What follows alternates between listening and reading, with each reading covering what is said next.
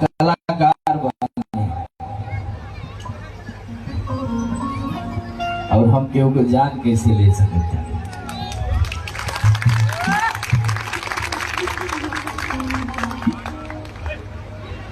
आज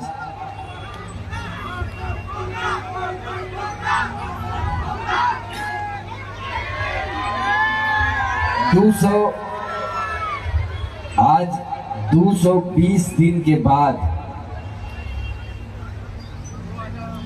हम फिर से अपना दुनिया में आ गई। नहीं एक श्रेय आप लोगों के बाद एक बार जोरदार ताली हो जाएगी सर।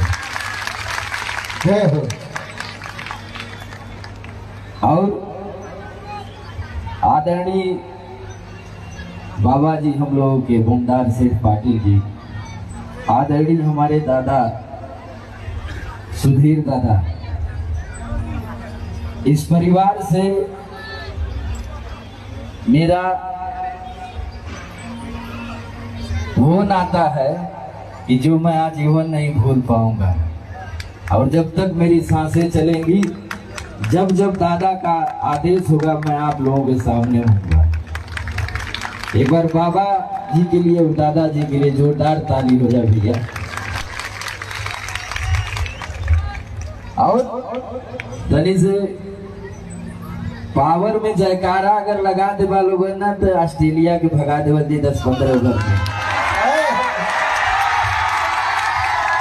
10-15 ओवर में ना लोग के ऑल आउट लेके कल जी आवा छठ पूजा का कार्यक्रम देखा का करे यहाँ ही का हो भैया।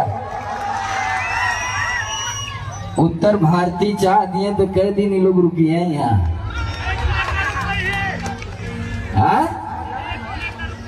पाकिस्तान के दूध गोरा आटा दे के भेज देना लोग जाओ, अरे बाटी चोखा बना के खिया।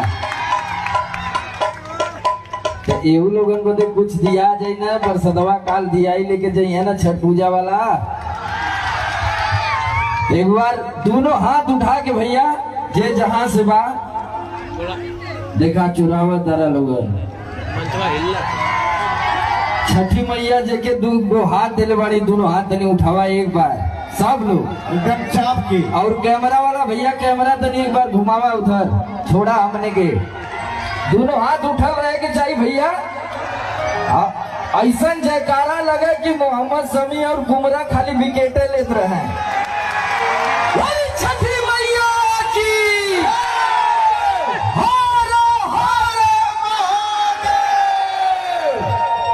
बहुत बहुत धन्यवाद आप सब लोगन के। और जितना भी हमार माई बहन चाची दादी भाभी छोट भाई बड़ भाई चाचा दादा सब लोग यहाँ पे कार्यक्रम में उपस्थित भइल बा, सबकर समर सिंह एक बार फिर से हाथ जोड़ के स्वागत अभिनंदन बंदन करता ने। विकेट ऐसा ही गिरत रही, ठीक है ना। चला आवा आगे कार्यक्रम के बढ़ावल जाओ। जय हो जय हो। हाँ थैंक यू, धन्यवाद। शांति ढंग से कार्यक्रम के सफल बनाओ के बाद छठी मैया की बहुत बहुत धन्यवाद।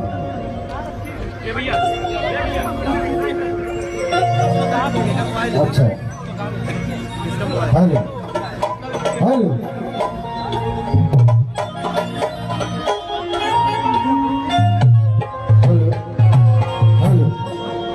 हेलो हेलो आई भैया हेलो। आप लोग बैठ जाइए।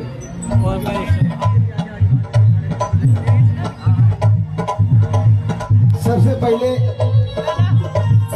यहाँ पे क्या बात है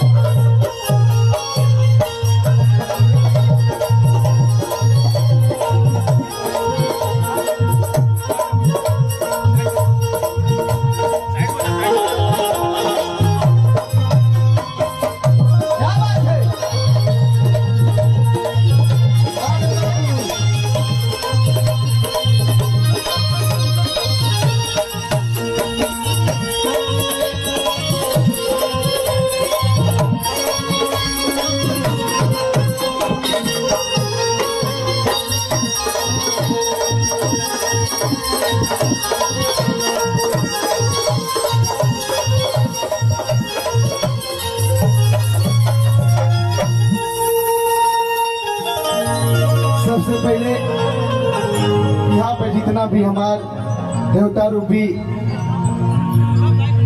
हमनी के गार्जियन आप सब लोग यहाँ उपस्थित बानी जा। हम भोजपुरी गायक मनोज लाल यादव अपने पूरे टीम की तरफ से एजे से माथा झुका के प्रणाम करते हैं। ताली बजा के अपने भाई के अपने बेटा के आशीर्वाद दे दी भैया हो, क्या बात है। हम आप लोगों से वादा कैले रहनी नवरात्रि में ना कि आप लोग आशीर्वाद बनाई। हमार बड़ भैया आप सब लोग के बेटा समर भैया आप लोग के बीच में बने, बहुत अच्छा लागल।